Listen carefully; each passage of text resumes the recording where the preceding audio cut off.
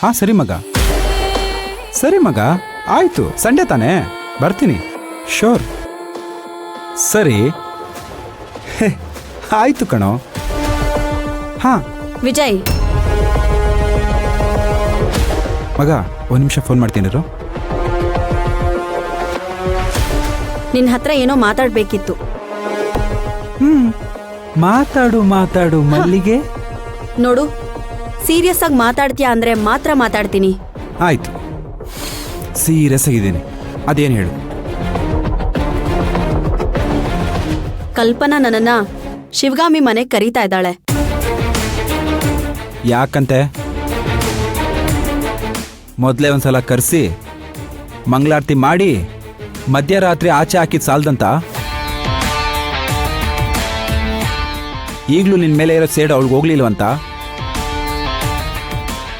ಏನೋ ಪ್ಲಾನ್ ಮಾಡ್ತಿದ್ದಾಳೆ, ಹುಷಾರಾಗಿರು. ಅದರಲ್ಲಿ ಅವಳ ತಪ್ಪೇನೂ ಇಲ್ಲ. ನಾನೇ ರಾವಣ್ ಮಾತು ಕೇಳಿ ಅತಿಯಾಗಿ ಆಡ್ತಿದ್ದೆ.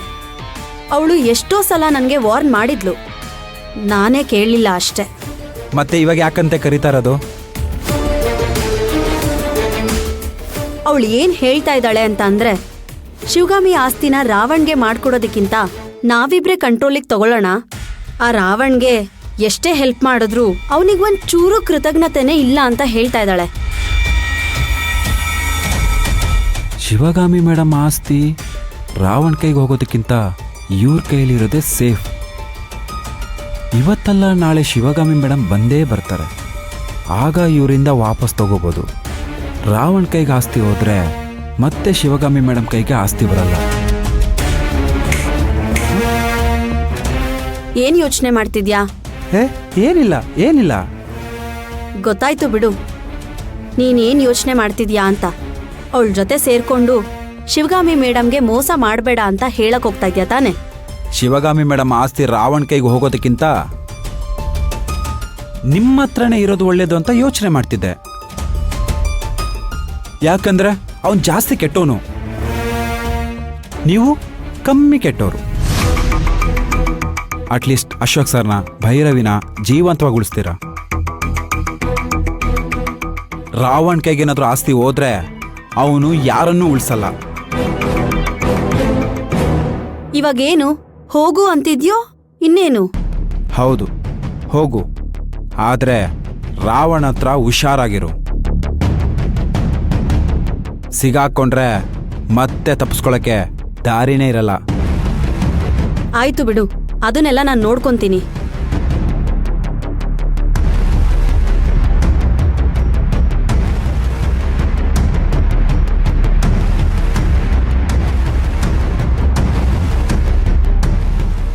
ಈ ನಂದಿನಿಗೆ ಇನ್ನೂ ಆಸ್ತಿ ಮೇಲೆ ಆಸೆ ಹೋಗಿಲ್ಲ ಅನ್ಸುತ್ತೆ.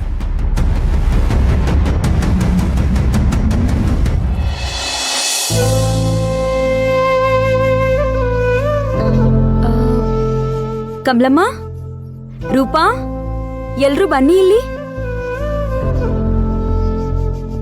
ಏನು ಮೋರೆ? ಹೇಳ್ತೀನಿ.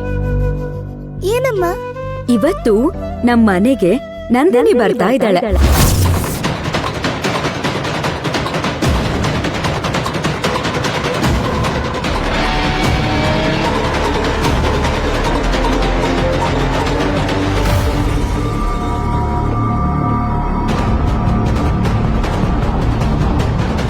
ಇವತ್ತೇನಾದ್ರೂ ಅವ್ರು ನಮ್ಮ ಮನೆ ಬಾಗ್ಲು ತುಳಿದ್ರೆ ಜಾಮಿಟ್ರಿ ಬಾಕ್ಸ್ ಓಪನ್ ಮಾಡಿ ಕಾಂಪಸ್ ತಗೊಂಡು ಚುಚ್ಚಿಬಿಡ್ತೀನಿ.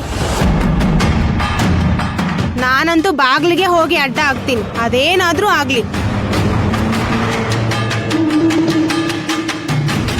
ನಂದಿನಿನ ನಾನೇ ಕರೆಸ್ತಿರೋದು.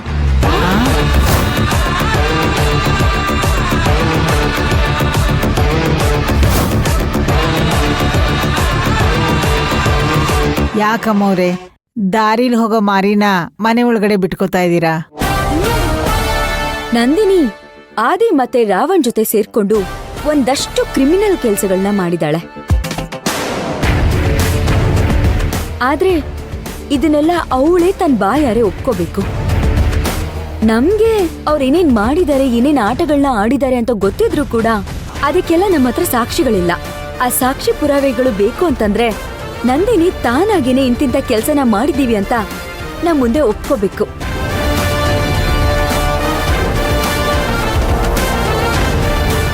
ಅದಕ್ಕೇನೆ ನಾನು ನೀನು ಇಬ್ರು ಸೇರ್ಕೊಂಡು ಶಿವಗಾಮಿಗೆ ಮೋಸ ಮಾಡೋಣ, ಆಸ್ತಿನ ರಾವಣಕ್ ಕೊಡೋದ್ ಬೇಡ, ನಾವೇ ಹಂಚ್ಕೊಳ್ಳೋಣ ಅಂತ ಹೇಳಿದೀನಿ. ಅವಳು ಇತ್ಲಾಕ್ ಶಿವಗಾಮಿಗೂ ಮೋಸ ಮಾಡಬಹುದು, ರಾವಣ್ಗೂ ಆಸ್ತಿ ಕೊಡೋ ಅವಶ್ಯಕತೆ ಇಲ್ಲ, ಎಲ್ಲದನ್ನು ನಾವೇ ಅನುಭವಿಸ್ಬೋದು ಅಂತ ಸಿಕ್ಕಾಪಟ್ಟೆ ಥ್ರಿಲ್ ಆಗ್ತಿದ್ದಾಳೆ ನನ್ ಜೊತೆ. ಅಂದ್ರೆ ಅವಳು ಕಲ್ಪನನ್ ಜೊತೆ ಸೇರ್ಕೊಳ್ಳೋದಿಕ್ಕೆ ರೆಡಿ ಇದ್ದಾಳೆ. ಅದಕ್ಕೆ ನಾನು ಅವಳಿಗೆ ನೀನೇನೋ ಯೋಚನೆ ಮಾಡ್ಬೇಡ, ಮನೆಗ್ ಬಾ, ಅಶೋಕ್ನ ಆಮೇಲೆ ಮನೆಯವ್ರನ್ನ ನಾನ್ ಮ್ಯಾನೇಜ್ ಮಾಡ್ತೀನಿ ಅಂತ ಹೇಳಿದ್ದೀನಿ. ಅವಳು ಮನೆಗ್ ಬಂದಾಗ ನೀವೆಲ್ಲರೂ ಅವಳಿಗೆ ಮರ್ಯಾದೆ ಕೊಡೋ ತರ ನಾಟಕ ಮಾಡ್ಬೇಕು ಅಷ್ಟೆ. ಹೋ ಆಗ ವಿಷಯ ಇಲ್ಲಿ ಬೋನಿಗೆ ಬೀಳ್ತಾ ಇದೆ ಅಂದ್ರೆ ಮಾಡೋಣ ಬಿಡಿ. ನೋಡ್ತಾ ಇರಿ ಅಮ್ಮವ್ರೆ, ಗಂಟೆಗೊಂದ್ಸಲ ಜ್ಯೂಸ್ ತಗೊಂಡ್ ಬಂದ್ ಕೊಡ್ತೀನಿ, ನಿಮಿಷಕ್ಕೊಂದ್ಸಲ ತಿಂಡಿ ತಗೊಂಡ್ ಬಂದ್ ಕೊಡ್ತೀನಿ, ಅವಾಗ ಬಂದ್ ಅಮ್ಮವ್ರೆ ಅಮ್ಮವ್ರೆ ಅಂತ ಕರಿತಾ ಇರ್ತೀನಿ. ಬಟ್ ಆದ್ರೆ ಜಾಸ್ತಿ ಮಾಡಕ್ ಹೋಗ್ಬೇಡಿ. ನೀವ್ ನನಗ್ ಹೆದರ್ಕೊಂಡು ಬೇಡ ಅಂದ್ರೂ ಈ ತರ ಮಾಡ್ತಿದ್ದೀರಾ ಅನ್ನೋ ತರ ಅವಳಿಗೆ ಅನ್ನಿಸ್ಬೇಕು ಅಷ್ಟೆ. ಯಾವ್ದೇ ಕಾರಣಕ್ಕೂ ಆಮೇಲೆ ಅವಳಿಗೆ ಡೌಟ್ ಬರ್ಬಾರ್ದು.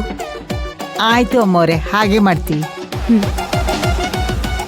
ಇವತ್ತೇ ಬರ್ತಾರ ಅಮ್ಮವ್ರೆ? ಇಲ್ಲ, ನಾಳೆ ಬರ್ತಾಳೆ. ಸರಿ ಅಮ್ಮವ್ರೆ, ಹಾಗಾದ್ರೆ ನಾಳೆ ನಮ್ ಪರ್ಫಾರ್ಮೆನ್ಸ್ ಅದ್ಭುತವಾಗಿರುತ್ತೆ, ನೀವೇ ನೋಡಿ ಖುಷಿ ಪಡ್ತೀರಾ. ಸರಿ, ಹಾಗಾದ್ರೆ ಆಲ್ ದ ವೆರಿ ಬೆಸ್ಟ್. ಎಲ್ರೂ ನಿಮ್ ಕೆಲ್ಸಗಳನ್ನ ಮಾಡ್ಕೊಳ್ಳಿ. ಸರಿ ಅಮ್ಮವ್ರೆ. ಲಾ, ಲಾ, ಲಾ, ಲಾ, ಲಾ.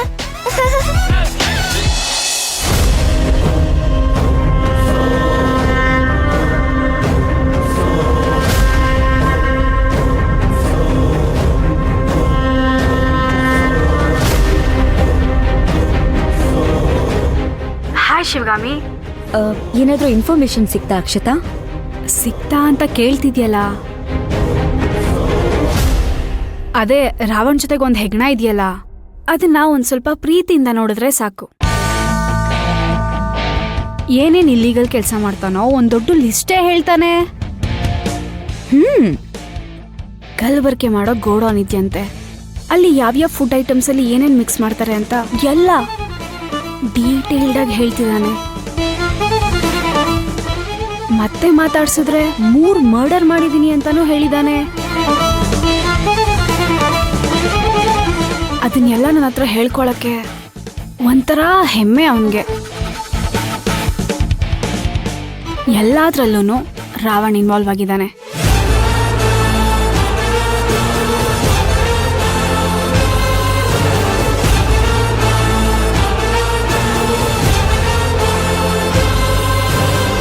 ಸರಿ, ಆಮೇಲೆ ಕಾಲ್ ಮಾಡ್ತೀನಿ.